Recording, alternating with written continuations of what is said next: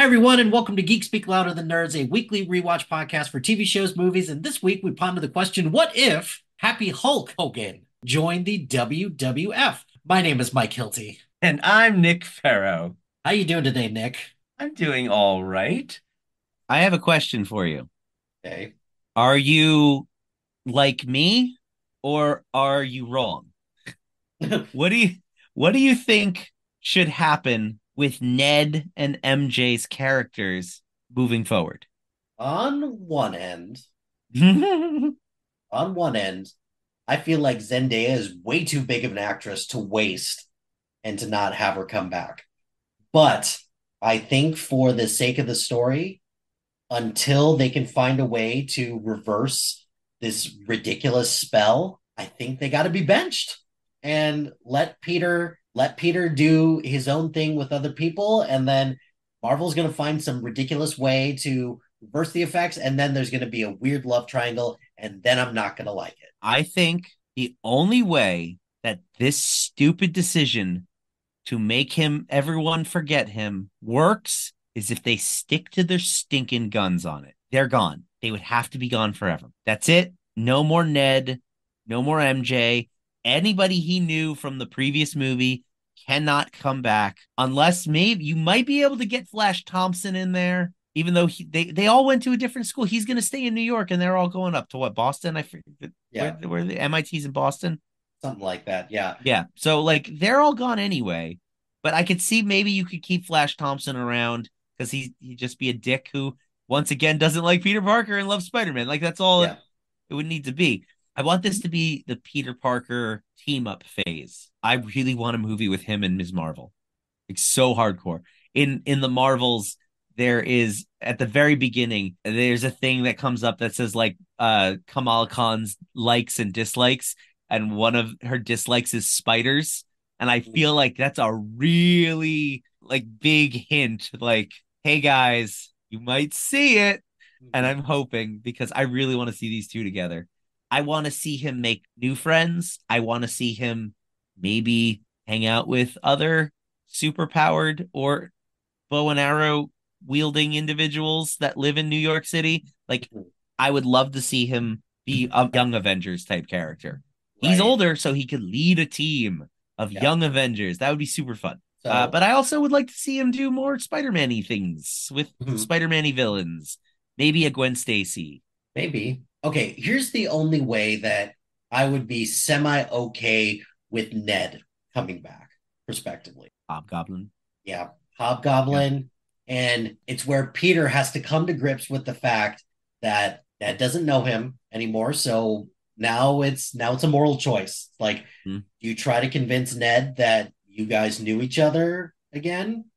Or do you have to let go of the fact that the Ned that you knew was gone and now you have to But Ned knows it, magic. yeah, but So Ned can't become the Hobgoblin. He's going to go to Comertage and become America Chavez's best friend. sure, if they would have done that, I think that would have made a rather interesting dilemma for Peter Parker.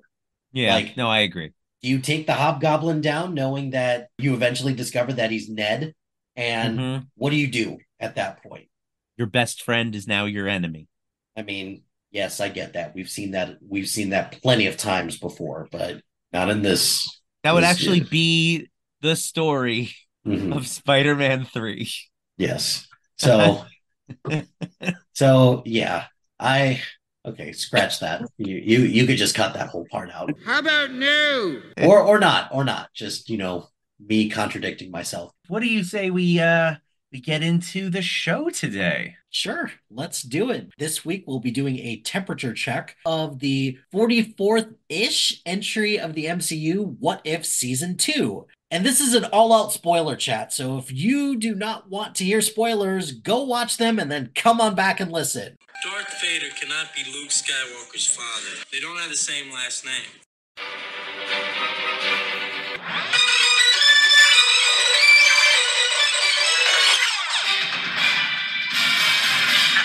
Once upon a time, there was a lovely princess.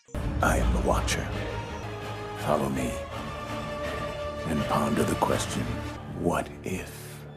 let's start talking about season two of What If. We're going to go episode by episode. The first episode of season two of What If is what if Nebula joined the Nova Corps? Nebula sets out to prove her detective chops when she's recruited to join the Nova Corps. So, Nick, what did you think of this episode? I really enjoyed this episode. It was very Blade Runner-esque.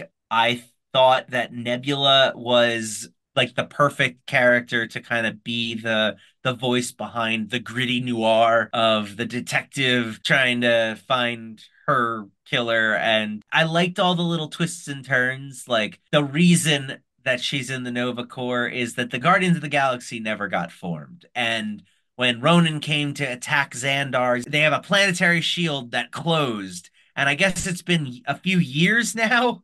So, like, people are getting a little antsy and Antsy. tense. And Ronan's just sitting out there waiting, like, I can wait all day. Like, He's pulling a Darth Maul. He's just pacing pacing, back and right? forth, waiting for that shield to come undone so that he could kill Qui-Gon Jinn. Or But something. That was roughly what he was looking to do, I think. yes, But so the story kicks off, and Yondu is murdered. And Nebula has to try and figure out why. Something doesn't smell right. She uses her little headset thing to a time when he was whistling, and she gets it to activate his arrow, and she sees it and finds new evidence, and then takes it to a bar run by Howard the Duck. Because in this universe, why not? apparently, why not? Like, and this is what I like about What If. Howard the Duck, Korg, and one other guy, I think, can be in a bar on Xandar. Business owners, not in any way associated with where we see them in the MCU proper. And you don't have to go, well, how did that happen? It's an alternate universe. It doesn't matter. It doesn't matter. And that's I love the freedom that they have to do this. The only negative I have here is I feel like this was an opportunity. They introduced some new characters that are known to say like comic fans. Like toss somebody else in there. Maybe a Beta Ray Bill shows up because we're in the cosmic side of things. Like I that don't would be think they're fun. I don't think they're gonna blow their load on Beta Ray Bill's first appearance on an episode of What If, though. And that's my problem. Why not? It would be like the John Krasinski thing in Multiverse of Madness. That Sure, worked out well. all of us kind of felt a little betrayed when they said, "Oh no, it was just a tease." But like if you come out and you're upfront about it, like you're going to see some characters in this show that may not be the final version of the character, but you'll get to see them. So like, hey, just so you know, Wolverine might show up in one of these things. But it's not the final version of Wolverine. We want to use the format and the vast catalog of characters we have till the fullest. And I think that's my own major negative. Get that out of the way up front because it's the same issue with almost all of these episodes. Like I feel like as widespread as all these episodes are, that is the one thing that keeps them a little bit more contained. They kind of just stick to the cast of the MCU. But then likewise, the positive is in this one especially, all these characters original voice actors. So we got Seth Green as Howard the Duck. We've got Karen Gillan as Nebula. We've got Taika Waititi as Korg. Yamrog shows up. Nebula has to break Yamrog out. Jude Law is Yamrog. The only person they didn't get was Glenn Glenn Close. Close. Glenn And that Close. that She was that apparently busy. that honestly is my big hang up with this is the fact that they just crap on Nova Prime. What kind of sycophant are you? I And mean, kind what? of. What? Just I don't really recall Nova Prime being all that stellar of a character to begin with, so what did it really matter? I guess, but at the same time, I don't know. It just seemed like a bridge too far. And also, we don't get much Nova Prime after Guardians of the Galaxy because it's destroyed at the beginning of what, Infinity War? Infinity War, off Yeah. camera. We are Off off told that he off camera. decimated Xandar.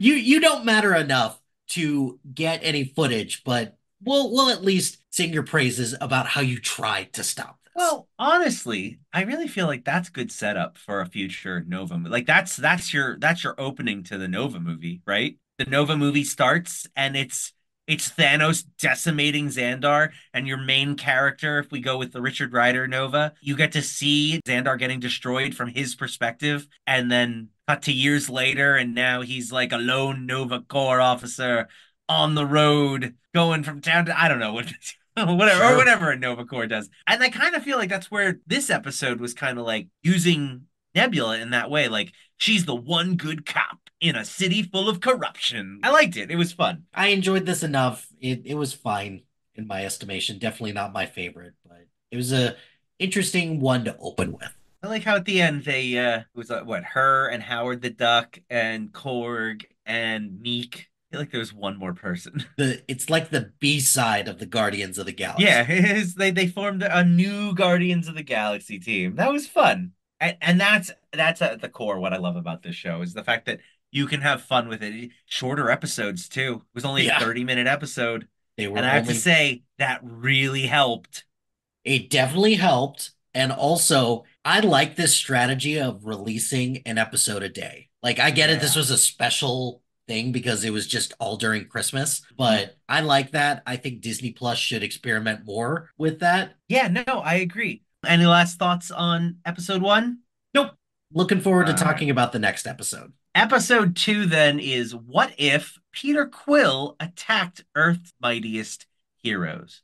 When Ego and young Peter Quill attack Earth in 1988, Howard Stark and Peggy Carter form a team of their own. This story's set a long, long time ago in a place called the 80s. And we get to kind of see in an alternate Avengers 1988. Who were the heroes around at that time? Who could join the team? What did you think of this one? I like this one a lot because this is the type of what if that I like to see. Just like new groups of people who don't get to interact very often between, like Howard and Peggy. Yeah, that makes sense. They interact a lot together, but to have Michael Douglas's Ant-Man to Prince or King T'Chaka, and then the guy from Ant-Man and Bill the Wasp. Foster. Yeah, The guy? Larry What? Fishburne. First of all, I still stand by that I am not a huge fan of Ant-Man and the Wasp. Yeah, well, that's just like your opinion, man. Consequentially, like his part in it, I didn't care. He was But like supposed to be the comic relief, and I feel like it wasn't hitting as well because Lawrence Fishburne is not typically the comic relief. no, I think that was part of the problem. That was the one thing they were kind of missing because then like Michael Douglas was also kind of funny, but in more of a he was jerky sort of way. he was kind of trying to be the Ant-Man or the Paul Rudd of this group, Yeah, and then kind of takes a bit of a left turn because he also has a kid, so he gets it, yeah, you yeah, know. exactly. One thing that I did like about this is that this does kind of establish Peggy as a pretty big force in this season. Oh yeah, That absolutely. that's something that I really liked. And any chance that we could get Kurt Russell to come back, cool. Right? I will gladly take that because Kurt Russell doing some earth bending in this, it's an army of all of these Kurt Russell lookalikes. That was That was the only cool. thing I was confused about because I was like, I thought he could only do that because they were on his planet and His it was him. How is he doing that on Earth? Listen, it was the 80s, man. This was the 80s, man. It was a wild place. It was the 80s. That's the other thing that I was missing from this. There was not enough 80s music. I feel like if they had done that though, then all we would be doing is complaining about all the needle drops. Like, I kind of feel like it's refreshing because they held back. They had it right there. They could have done it. They could have Super Mario Brother movied us and just every 30 Or seconds a different needle drop. I think having a scenario where Ego and Peter Quill are kind of on, okay terms. I Yeah. I did like that. The parent kid themes in this was really strong. It was fun that the kids got together at one point because so for those of you who haven't watched it and are listening anyway, Why are you listening to this if you haven't watched it yet? Go turn this off, go watch it, and then no, come no, no, on no. back. No, no, no. Don't listen to him. He's crazy. You don't have to turn this off. Maybe you're the type of person that likes spoilers before you watch the thing. Because it's not really spoilers. It's a cartoon. It's fun. But Peter Quill comes to Earth, and apparently they have some intel that says every planet that this kid's been to has been destroyed shortly after. as if millions of voices suddenly cried out in terror and were suddenly silenced. So they immediately are freaking out. They put together the team. It's Ant-Man, Giant Man, King T'Chaka, Marvel, That who's Benning, yeah, Annette Bening was did not come back for this. She was busy with her swimming movie. Naiad. She was busy. She couldn't do it. Who else was it? Oh, the Winter Soldier. They on loan from Russia. The Winter Soldier, and then Thor shows up for a minute. He does his grand entrance. Like they go in and they attack the kid, and right when all is lost, Thor shows up and kind of saves the day, and then like they get the hell out of there. So they colossally fail trying to stop Peter, but Peter is not like doing what he had been doing on the other planets. He's like kind of looking around. He's going to like amusement parks and like, hey, I'm home. I'm trying to find my family. And I guess it turns out that he kind of got amnesia and he was no longer, or something got stopped Ego from being able to control him. And Ego was making him destroy all these planets because they were doing the expansion thing from the sequel. So then they capture him, and Hope, who is also a little kid, makes friends with Peter Quill and she lets him go. yeah. Run, Forrest! Run away! Hurry! Kids. I can't wait until Marvel eventually does Young Avengers and it's just all of these kids just letting people go. Right? God, it's gonna be Another great. Avengers sounds like it'll be fun. It'd be great. It'd be great. So yeah, so then they have to try and figure it out, and they have to find Peter. Peter goes to his mom's grave. The Winter Soldier wants to kill Peter. John Slattery, as Howard Stark, has to like talk him down because they both recognize him as Bucky, and they're like trying to get through to him. And the Winter Soldier programming guys are trying to take control of him again, and then, like there's a tense moment, and then Ego comes to Earth, and the rest of the team is fighting Ego while they're trying to like convince Peter to help them, and then Peter does agree to help them, and then Ego once again, because he's Ego, tells Peter, "Well, that's why I killed your mom." What you just said is one of the most insanely idiotic things I have ever heard. And same results. What if we did the same thing from Guardians of the Galaxy 2, except in a different time period? I told you, the 80s was a wild place. And it's interesting you say that because a lot of what I had a problem with the first season was that that's all they did. What if this movie, but with slightly different circumstances? And this season, they said, what if completely different circumstances, but we just insert one small detail from said movie to do it? And for the most part, that's what they stuck to. So in this, yes, they kept one element of Guardians of the Galaxy Volume 2, but the rest of it was different. And I like that a lot more than the whole thing being almost like the Iron Man one with Killmonger last year. It was essentially Iron Man. What if Iron Man only Killmonger shows up? The Interesting, but it's not different enough. Well, that's the Iron Man centric one that we'll be talking about soon is kind of like that as well, with one notable caveat. But Yeah. we'll get into that because I did kind of like that. It reminded me a little bit of Mario Kart. Well, let's move into that one. You want to skip over the one? Right. I forgot that's How episode 3. dare you? No, How dare that you? wasn't. That was because shush. Okay. I forgot that's episode 4, not episode 3. All right. We'll get to that one in a little bit. Yes, let's first talk about episode 3, you monster. Speaking of monsters, what if Happy Hogan saved Christmas? So Happy Hogan sets out to prove his hero chops when Justin Hammer lays siege to Avengers Tower during the annual holiday party. A couple things that I will say about this. One, welcome back, Justin Hammer. Welcome to the party, pal. Where have you been this whole time? And they got Sam Rockwell back. Darcy's inclusion in this, I didn't really understand. Didn't mind because I don't care. It just she was in it. It was just interesting choice. I did like that it was holiday themed, and it's nice to just give Happy a little bit of a time in the spotlight. I agree. I thought this one was fun. I don't really need to go through what happened in this one because, hey guys, have you seen Die Hard? It's a Die Hard. Yeah.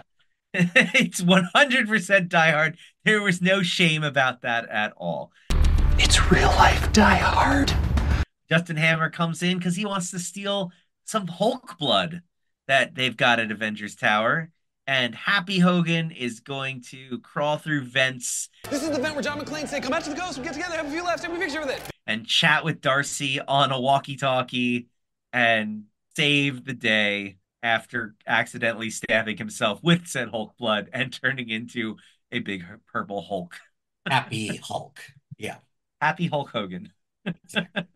So, okay. Yes, I agree. It's Die Hard.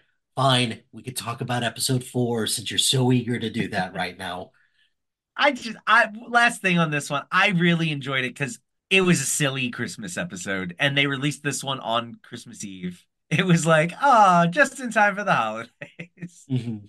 Episode 4, then. What if Iron Man crashed into the Grand Master? Terrible title. I don't know what you call this one, but that was a terrible title. The synopsis is Tony Stark challenges the Grand Master, leading to a Grand Prix turned demolition derby death match. After the Battle of New York in Avengers, Tony Stark doesn't get sucked back into the time anus, and he gets sent to Sakaar, where he then gets to experience the movie Thor Ragnarok. However, it's not Thor Ragnarok. It's just a Sakaar movie. Like this is Yeah. what happens to everybody who lands on Sakaar. Yeah. And I like that they like at first I was like the trailer, I'm like, oh, it's Mario Kart in space. Mhm.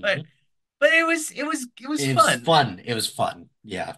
Gamora shows up because, of course, Tony Stark just destroyed the Chitauri army, so she's pissed and is there for Thanos to collect him. That was the whole premise of that is the Watcher, who unsung hero, Jeffrey Wright, Oh, yeah. and all of this, great voice for the Watcher. He prefaced this by saying, "Hey, you all remember the Guardians of the Multiverse that we ended last seasons with? We didn't talk about Gamora, but let's talk about her now." They're like, oh, I forgot to tell you this one last time.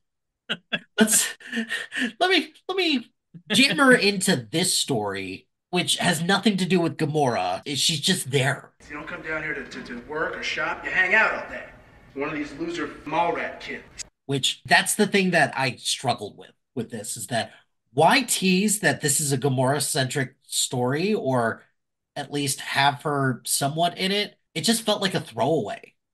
It's confusing, especially because the rumor from last year was that they just didn't finish the episode. From my understanding is that this was the episode they were always planning on releasing, but they didn't get it done in time due to COVID. So they pushed it to season 2. Whether or not they ended up scrapping the original idea and making a completely new episode, I don't know. My biggest issue with this episode was the very end of it, where once the whole Sakaar Grandmaster thing, the death race ended, and Tony and Gamora become friends, they like fast forward to like them taking out Thanos, and then the episode's over, and then the Watcher shows up and comes and takes Gamora. Like what? Like Yeah.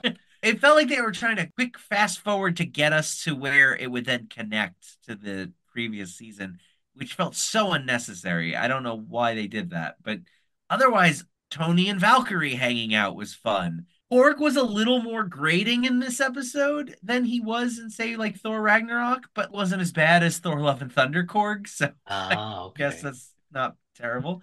But still, I liked seeing Tony Stark interact with all these alien guys that Thor got to interact with in the previous movie. Like it was a new dynamic because they're him and Thor are very different characters, so they attack everything in different ways. It makes me miss Robert Downey Jr.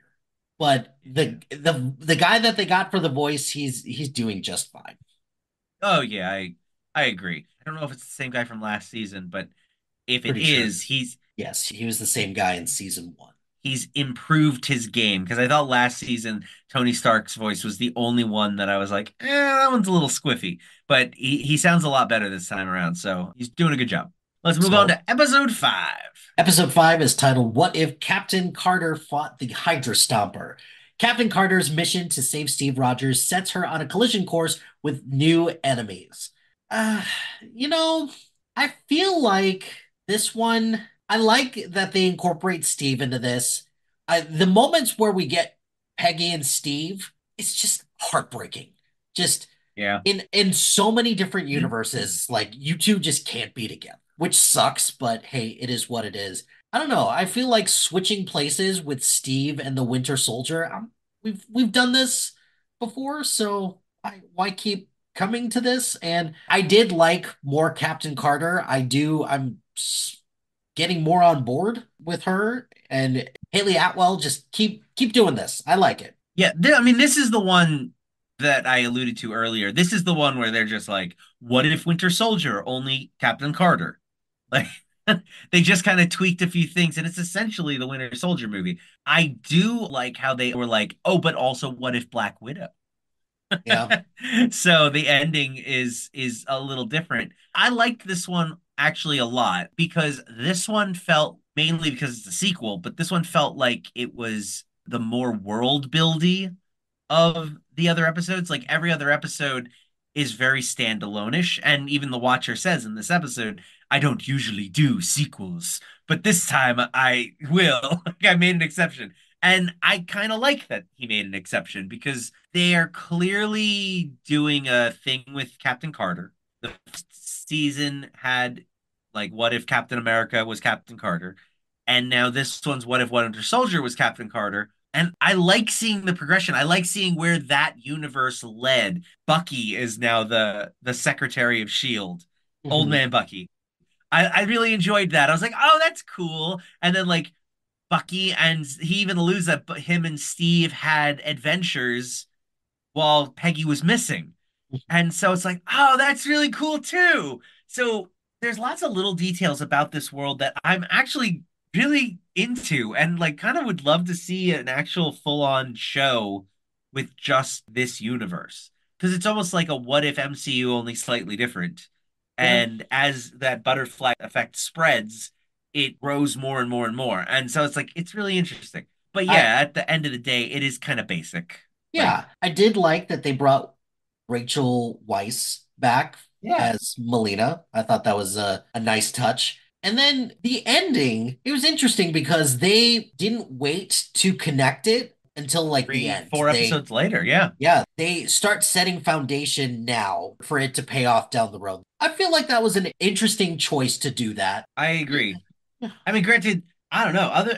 Other than episode 7, it almost feels like 5, 6, 8, and 9 are all actually more connected than I had realized. Like Seven, tossing episode 7 with Hela and the Ten Rings in the middle there, like almost kind of made me forget that these last 4 episodes really do connect.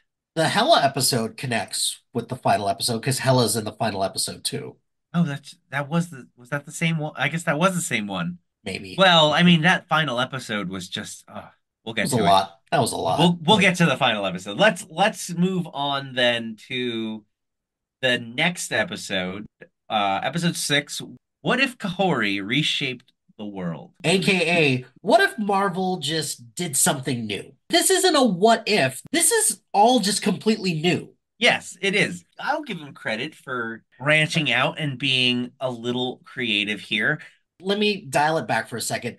I did not mind this episode. I actually really like this episode for a Okay. lot of reasons. However, I feel like this should negate your Beta Ray Bill argument a little bit because this is a good opportunity to introduce someone new. But I think Marvel went a little too far in this instance. They're like, oh, we're going to create somebody brand new. Yeah. No comic anything, no background, nothing. It's interesting. I mean, obviously, you do something like this, it's because you have a reason. So, what is the reason? It's pretty obvious. The reason is because we're going to get a live action Kaori sooner rather than later. My guess is that her and Captain Carter are going to play a role in Secret Wars, Sure. it would make the most sense.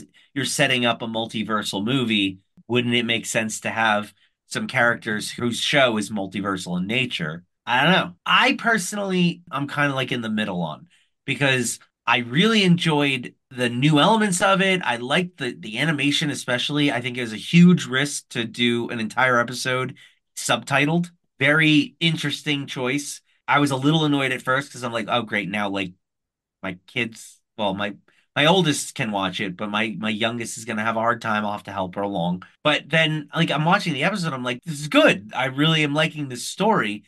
It was when they started introducing the powers that I'm like, it's Captain Marvel powers. Captain Marvel's powers are already completely undefined and overpowered, and they don't know what to do with Captain Marvel.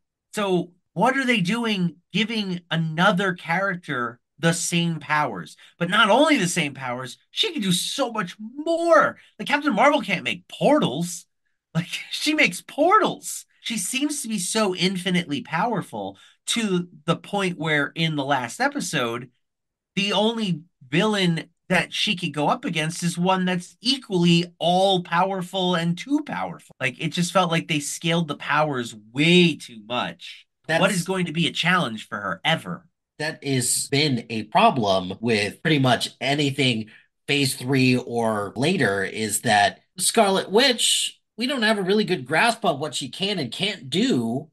So it's Correct. But that's so okay in a villain because you need a bunch of heroes to team up against the villain. If there's a reason why Captain Marvel got sidelined in Avengers Endgame, because, and the director said, we didn't know how to incorporate her that wouldn't end the movie in 10 seconds. So now, how do you incorporate this hero into a movie where they have to defeat a villain? What do you do? yeah, And then, that's then on the flip side, what kind of a standalone feature can she be in? The second she got her powers, they went like all of her people went and destroyed the everything. And then, Spanish like they conquistadors. the Spanish conquistadors, they kicked their asses. And then they went to Spain and were like, we make the rules now. I'm the captain now. It was very reminiscent of when General Zod showed up at the White House in Superman 2.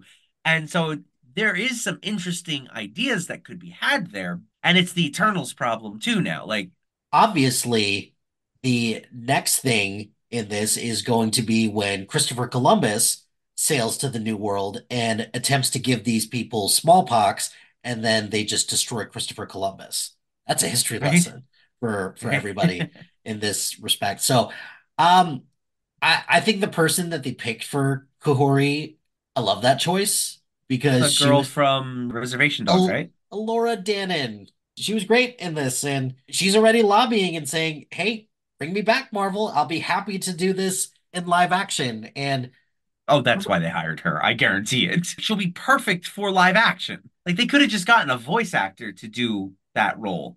They hired an on-screen actor for a purpose. I don't know, like it's just funny that Marvel is capitalizing on the rise of indigenous media lately between Prey, Reservation Dogs, Dark Winds. There's been a lot of stuff coming out lately, and I think this was a cool thing for Marvel to do, but because so far what we've got Inhumans, Eternals, this group of Mohawk indigenous people who have these what Tesseract bound powers, I I suppose.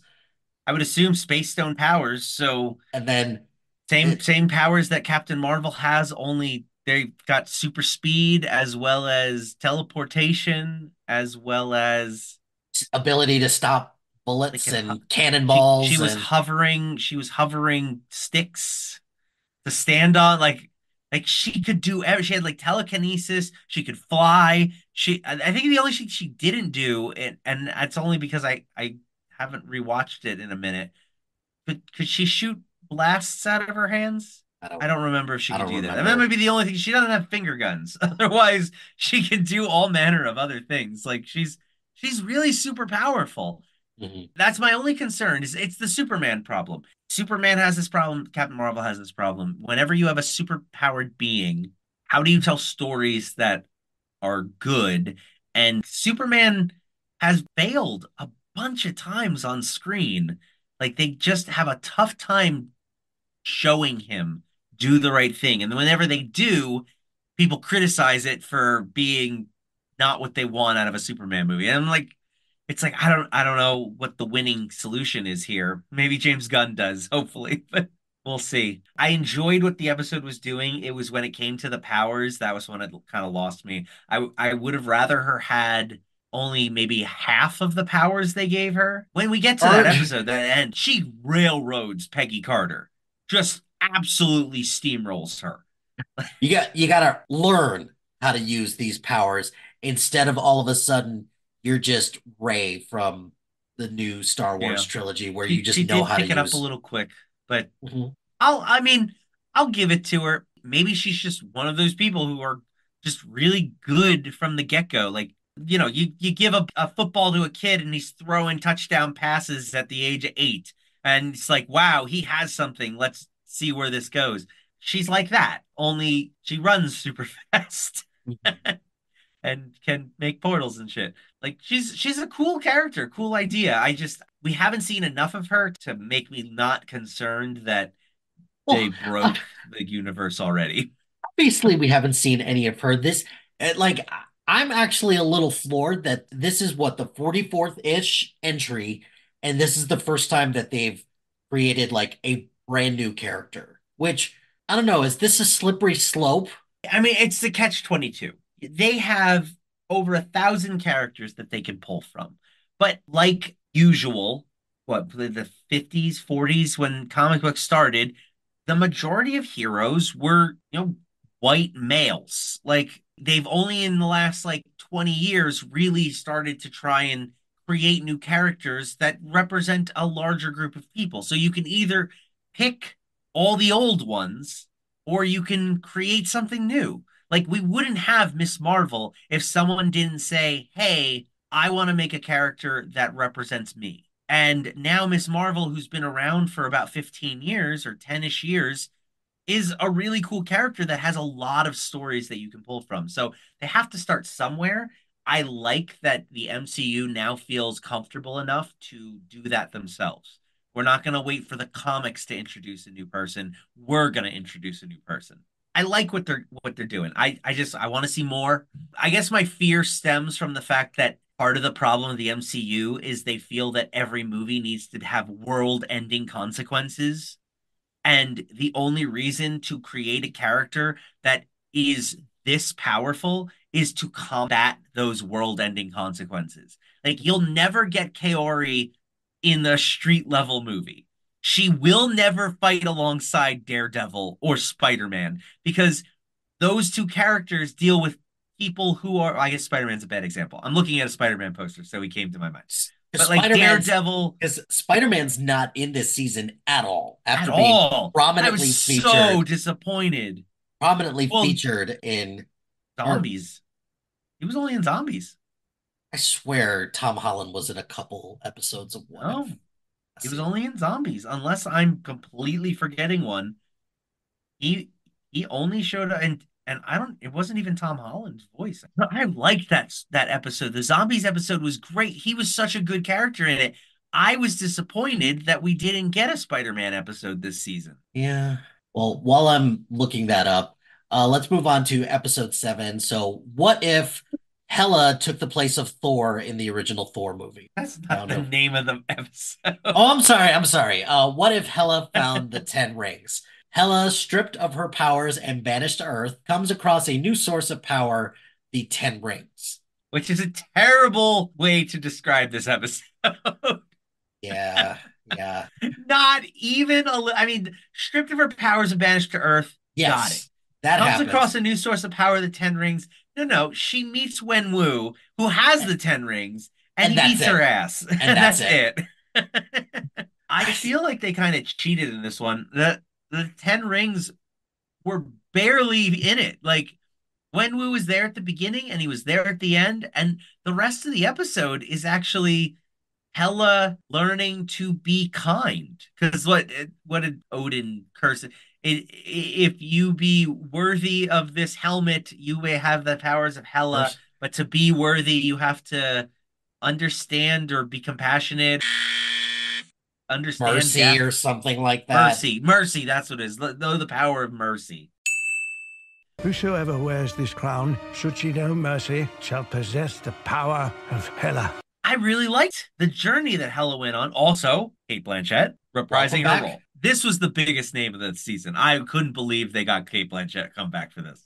Well, and not only that, to give the character of Hela like a little bit more depth and Yeah, like an actual arc instead of what they did to her in Ragnarok, where in order for you to find peace, you have to break away from what Odin wanted you to do in the first place, which is to conquer. And that's cool. I also like that we're back in this world of Shang-Chi and the Ten Rings. But again, another thing where we still don't have a Shang-Chi appearance. Was Simu yeah. Liu too busy prepping for his Golden Globes appearance or all that Barbie press that he had to do? Like, why? I don't know why we still haven't seen.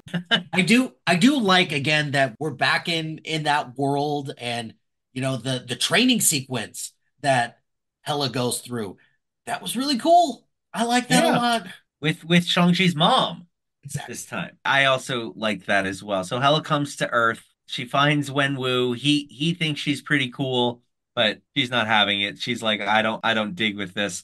So then she finds Morris, You can see Morris. Morris. Oh, Morris! They can see you. You're real. the little butt dog thing. All this time I thought I was hallucinating him. Oh, this is such fab news. He takes her to Talo. She meets Shang-Chi's mom, and then she trains Starts to train Hela her. in the ways of The Force? No, the Schwartz. and teaches her patience and mercy, and Hela becomes a good person. Then Odin gets wind that Hela's missing. She's not on Earth. And so he goes down and he starts like waging war against Wenwu and the Ten Rings. And Hela's like, whoa, I gotta stop him. This fight, I loved this Right? fight. Unfortunately, we don't get much from Anthony Hopkins as Odin because he's a million years old. But it was just cool to see that, hey, Odin's a badass. He knows how to fight. And Yes. to watch Hela fight and also incorporate the Ten Rings into it, that's cool. I really enjoyed that. Yeah, I'd say this episode has the best fight scene, the best animation for the fight scenes. Like last season, it was Doctor Strange's episode where were the most creative until all of a sudden the wizards started punching each other.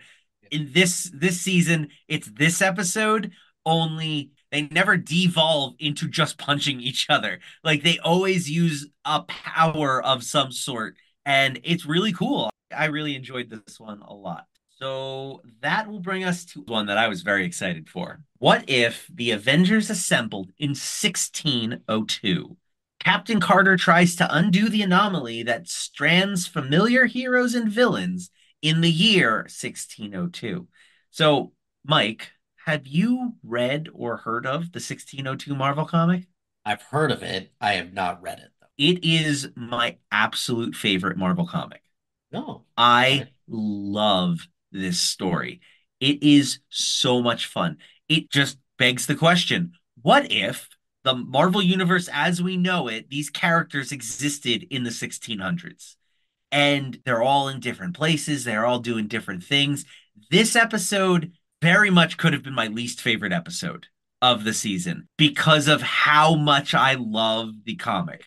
But it Yeah. manages to take the idea and shrink it down. And it does kind of put it in a box a bit. But overall, it gets the essence of what makes that series fun. And this is one where I really wish that they had just pulled the band-aid off and said, oh, and there's some X-Men, and here's some Fantastic Fours, and Daredevil's in this one. And like, I wish they had done that, just sprinkled in a few more characters. But even as it stood, I liked the changes that they made from the original comic. They actually incorporated an element of the original comic into this one in the way that the universe kind of formed. Timey-wimey shenanigans caused everything to be different. Like the world, it's essentially a what if story. And the Watcher and Doctor Strange are in it as well, like kind of like behind, like trying to figure out what's going on with this universe, why this universe is like collapsing. And that's what happens in this episode. Only in the episode, Steve Rogers hits the time stone when he's fighting Thanos in Infinity War, and it causes the entire reality as well to just like go back in time to 1602. As a result, the world is collapsing in on itself. And so they kidnap Peggy Carter from the end of episode 5, and they say, hey, Peggy, we need you to help us fix this. And so she's the main character, and she's trying to solve the problem. So like Thor is the king, and Scarlet Witch is his Merlin, Merlin, yeah. and Nick Fury is his like master sergeant of like thievery or whatever. I don't know what his title was, but That's the thing that I did love about this episode is that it also kind of stuck to its guns a little bit and said, hey, we're not going to use guns. Haha, see what I did there? And we're going to just, stick with swords and stick with punching and all that stuff, even though it's ridiculous. But I think my single favorite line from this season is in this episode when Hulk comes in and says, Hulk smashes thee. yes. If we can have more stuff like that, I'm fine with it. I love what they did with Ant-Man and even the Steve Rogers being a Robin Hood style Robin Hood, character. Rogers. Hawkeye was literally right there. And I have a bow and arrow. None of this makes sense. Yeah. So I dug this episode a lot, and Yeah, me too. it was really cool. And I think either in this episode or in the next episode, if they could have sprinkled more people into this and really gone nuts, this would have been like my favorite episode of this whole series. But they didn't, and that's fine. At the end of this, Strange Supreme comes in, and then that leads into episode 9, which is what if Strange Supreme intervened. So Strange asks Peggy to help with an adversary, but this demented sorcerer is keeping a secret from his old friend. I gotta say, I don't know how much I buy that Stephen Strange is willing to risk so much for Christine to bring back his old universe. I'd like to think that he would know better, but I guess Yeah. not in this case. Well, I guess they're saying he's not strange anymore. He's all the weird demon things that he obtained in the first season. This is my least favorite episode of the entire season. It really, actually, it's probably not. I was gonna say it might be my least favorite overall, but I think there's a few in season 1 that I like less. But I don't know what they were doing here. It's all the things that was wrong with season 1 combined into one. Like the way that season 1 ended with the need for a team up. I didn't like that. The way that they decided to literally just unleash they're like, oh, well, it's a multiverse show. So what if all of the things that you've seen before come back into this episode because Strange is collecting all of these universe killers, as he's calling them, and they all escape. And now you like, oh, there's Purple Hulk Hogan. And there's the zombies. The zombies are back. You guys remember the zombies? We didn't get Spider-Man back. we had the wherewithal to think that we can bring the zombies back, just not Spider-Man. But then on top of that, like Peggy lets out all of the imprisoned bad guys and universe killers, quote unquote, as Doctor Strange puts it. And they're on the screen so quickly, you don't see anybody. You see maybe get a glimpse of people you recognize from this season, but like I didn't see a Kang, I didn't see a Doc Ock, I didn't see like any known characters that might have been a little bit more outlandish to see. But it's only been like what if characters, and I felt it was very limited. Like you have carte blanche here to literally throw in a Wolverine, and you didn't even take it like as a background tease. I feel like you're wasting that potential. And this episode, it just fell back on all the things I didn't like about season 1. and then Peggy Carter teaming up with Kahori again, they literally needed to put the Infinity armor on her, on Captain Carter, just so she could keep up against Strange Supreme. And Kahori is just like also I got regular Kahori keeping up with Strange Supreme. Like they team up. So does that mean like one Kahori is equivalent to one Captain Carter with all 6 Infinity Stones? Like that's wild.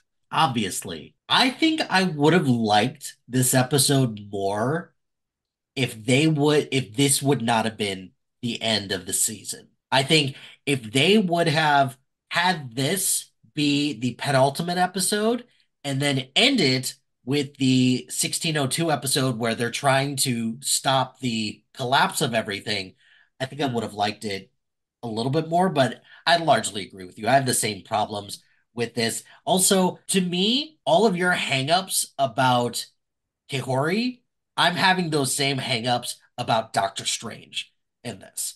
Is that, Yes. you Well, know, that's the problem. They're both equally the same problem.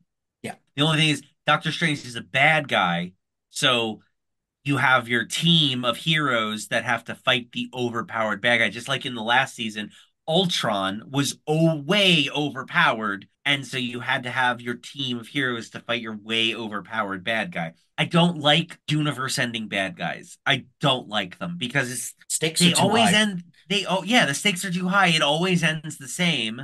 I'm not ever concerned that they're going to destroy the whole universe at the end of this movie. Like ever. Never concerned about that. Even in Infinity War, he only destroyed half of the universe. Right. So I would prefer a character driven story. And you know what I loved about this episode? Hori and Peggy got moments together to be characters. I thought that they worked really well together and had really good chemistry. And that's why I said I really think that they're going to show these two in Secret Wars because they really work well together. And the way that they end this whole season with Peggy going off with the Watcher to maybe be a Captain Carter of the universe leads me to believe that we're gonna get live action Peggy Carter, and not just like the one. It's gonna be this one is going to be live action, which is great because I can't wait to see Haley Atwell again in the costume and being a main character. But then also she has a rapport with this other character who is new, and you can have like a buddy A story or a B story in whatever the next Avengers movie. And I'm here for it. It's just I need them to not be overpowered, insane people. Yeah. Last thing, did you see the behind the scenes episode where they do a small preview of season three? I didn't see that, but I did see the preview of season three where the Winter Soldier and Red Guardian are undercover in America and they get pulled over by Bill Foster. I thought that looked fun. Yeah. I'm curious, but what was really curious to me is that it said season three coming soon. And you don't say soon unless it's this year. So I think we're getting season three sooner rather than later. If it was 2025, they would have just said coming 2025. True. Anything after that, they wouldn't have bothered to say coming soon. I'm staking my claim now. I think we get season three at some point before the summer end. Oh no, I'm thinking that this is gonna be post summer. I say it's gonna be later because they got a bunch of other TV shows they gotta release first. And I don't think that it's a smart strategy for Disney to release What If season two at the end of 2023 only to undercut all these other shows that they're looking to do in favor of a third season of What If. Here's why I think it is going to be sooner rather than later, because all of these other shows, if they're coming out let's say quarter two, which would be pre-summer, like April, May, June, we'd have seen some footage from them already, whether it be leak footage from the set. The only thing I remember ever seeing is they had some set footage of Agatha and they had some set footage of Ironheart. From what I understand, they're back to the drawing board on Ironheart, and they're still not sure what the title of Agatha is going to be. So I don't know where they are in terms of production. My guess is they want to fill that slate because all they have is Deadpool in the movies. They're going to want to put something out. And if season one of What If was in 2020, 2021. Season 1 was 2021. It's been 2 years. They have had a ton of time to bank episodes. I am willing to bet you they had 2 and 3 going simultaneously, and they've got 3 in post-production now, and it's ready to go. And they're just waiting for a date to drop it. So I think my by the end of summer is too late. I'm willing to bet you that they've dropped this even sooner than that. Because I'm also willing to bet you that most of the other TV shows they have planned are all going to be fall and winter, because it's too soon. Unless they have something queued up for the Super Bowl and they're going to drop a bomb on us and go, oh, and this TV show's coming out in March. We would have heard of it by now. Although Echo did drop today. Marvel is famous for waiting for the next thing to drop before really dropping the future thing on us. So I think within the next 2 weeks, we should hear of tell of what's next. Or do you mean like 3 weeks ago from when this episode drops? I mean, did you see at the Super Bowl when they announced Insert the title of this here. insert title here? And I'm sure as shit going to do that. If something gets announced, I'm literally going to clip it in. X-Men 97. There we go. Nice. Nick, do you have any other final thoughts about the season overall before we get into our next segment? For more of my thoughts, you can go to sifpop.com and read my full review of What If Season 2. Shameless plug. I love Shameless it. plug. I Even love though it. we kind of gave more of my thoughts here than I did in the review, although it was a pretty long one. It was like 4 pages long because I went through each episode. I'll leave it with this. I think this is an improvement over season 1 by a long shot. The shorter episodes allowed for the stories to be a little bit more tight. There was only maybe 2 episodes that I wish were longer. They could have used a little more breathing room, and that's the 1988 one and the 1602 one. But honestly, 1602 would only need to be longer so that they can put more characters in it, like Doctor Doom and the Fantastic Four. I think the production value of the episodes all went up as well. I think the animation looks crisper. I think everything looks better. I think story structure is better. I think the characters, the voice acting is so much better. You could tell in season 1 that they sent recording gear to the actors' homes so that they can record during the pandemic, and not everybody had the same ability as others who are more seasoned voice actors. Especially like Sebastian Stan stood out to me in season 1 as he just felt so wooden and stiff, like he felt uncomfortable doing it.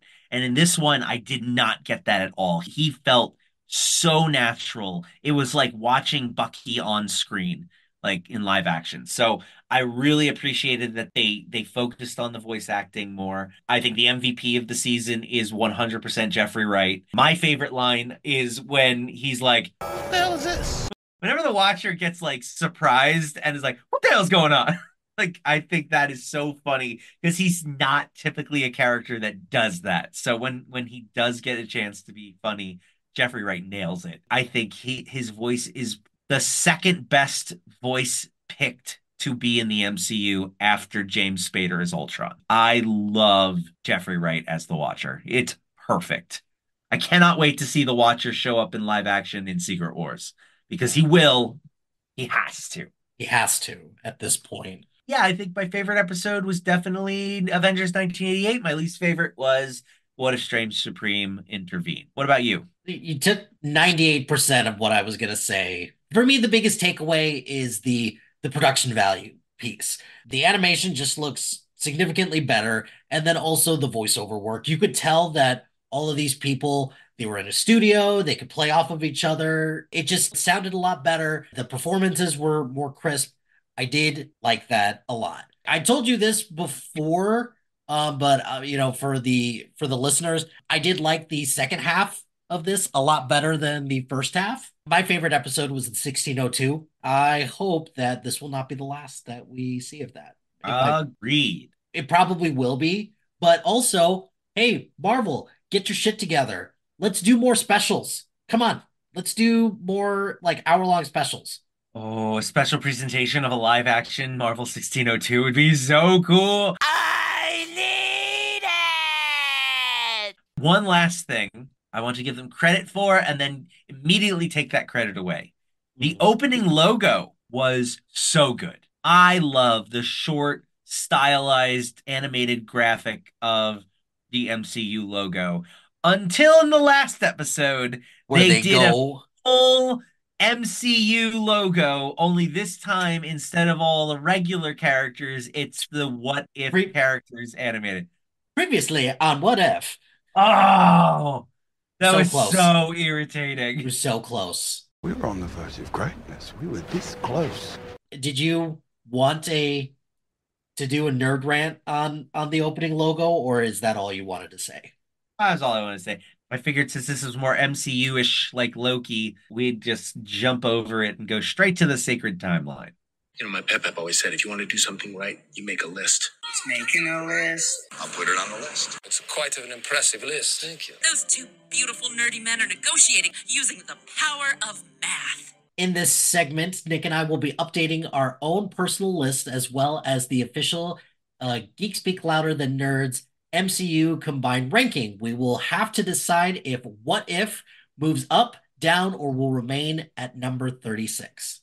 So, Mike, does season 2 merit an increase to your list for the MCU? Because I can tell you right now, it definitely did for me. It does for me as well. I have What If at 36 on my ranking. I think that's where I had it at mine too. We had it at the same spot. I have moved mine up considerably, actually, to number 30. Puts it above Avengers Age of Ultron, but just below Spider-Man No Way Home. I couldn't, in good faith, put it over Spider-Man No Way Home because this season did not include a Spider-Man. Glad That that's automatically makes it not as good as Spider-Man No Way Home. Spider-Man No Way Home contains not one Spider-Man, but three Spider-Man. Peter 1, Peter 2, Peter 2, Peter 3. The fact that What If only has one episode with a Spider-Man means that it cannot be higher than any of the Spider-Man movies. First of all, when you say jump considerably, 6 spots is not considerable. It's considerable. I mean, there are 40 movies. That's like, it jumped like 6%. First of all, I don't know how to do math. Yeah, first of all, there are not 40 movies 44. in this. It's not just movies, it's TV shows too. When I say movies, I mean everything. There are 44 entries in the MCU. So as somebody who reviews TV pretty much exclusively, I'm offended by that. Do you also say that the US and Canada are pretty much the same country too? No, but they're pretty much the same continent, aren't they? They're all part of North America, baby. It was my understanding that there would be no math. So looking at my list, it's not going to be much higher than that. I would probably place it at around 29 instead. No, it would be 30 because I would not put it above Falcon and the Winter Soldier on my list. So yeah, 30 sounds good. So we both moved it up to 30. Okay, that might make our combined ranking even easier to figure out. So we put it at 36 on the combined rankings too. So you said you wouldn't put it over Falcon and the Winter Soldier? No, I wouldn't. So now we have Falcon and the Winter Soldier at 34 on our combined list. Okay. So that means remind me again what 30 through 36 is.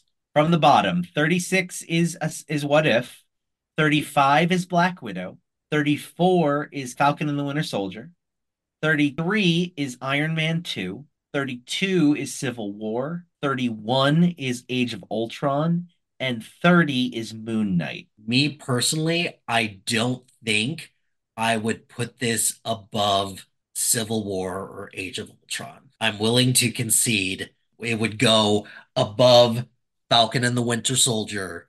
I'm going to agree with you.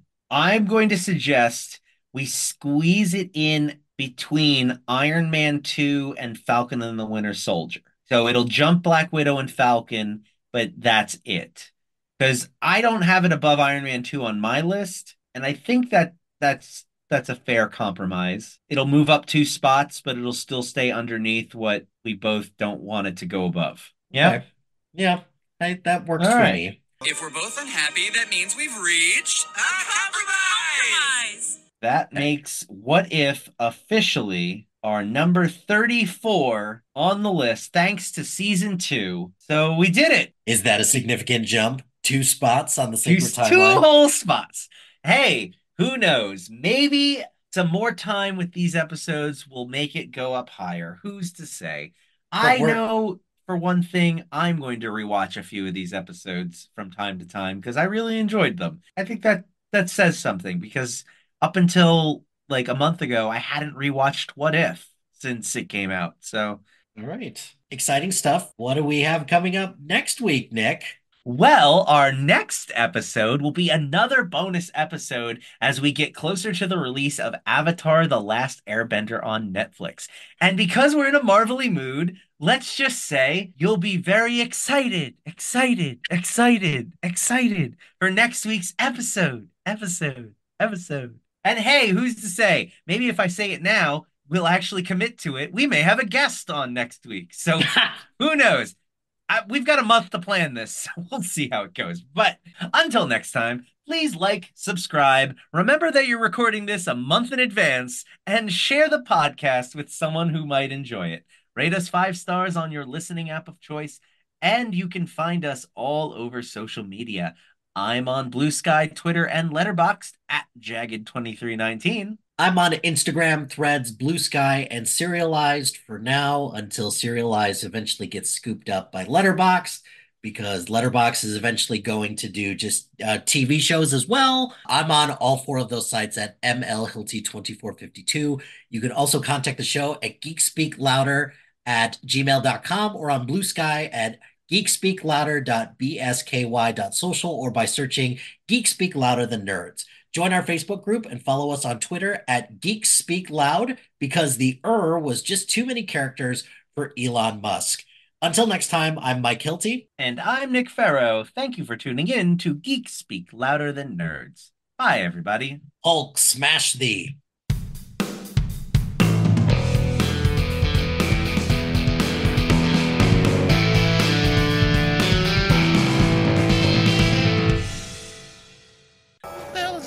Or you could do what you did with Echo today and just release it all at once. Fine. Do whatever you want. Oh, that was today. Shoot. Why are we recording this now? No, I'm just kidding. What the hell is this? Also, for people who are listening to this in February, yeah, we recorded this early. What the hell is this?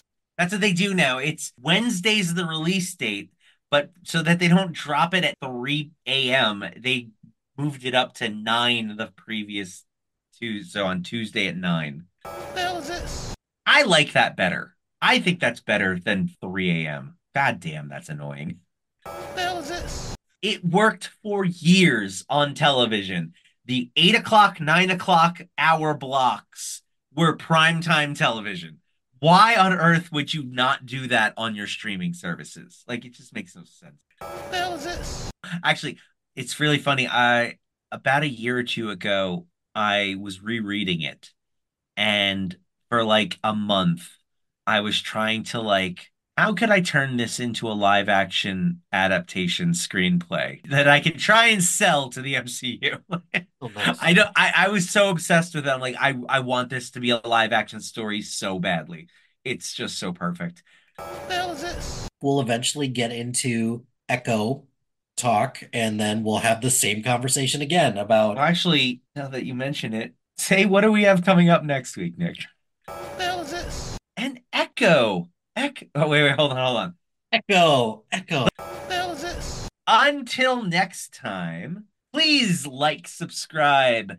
Didn't come up with a remember to. Please. What the hell is this?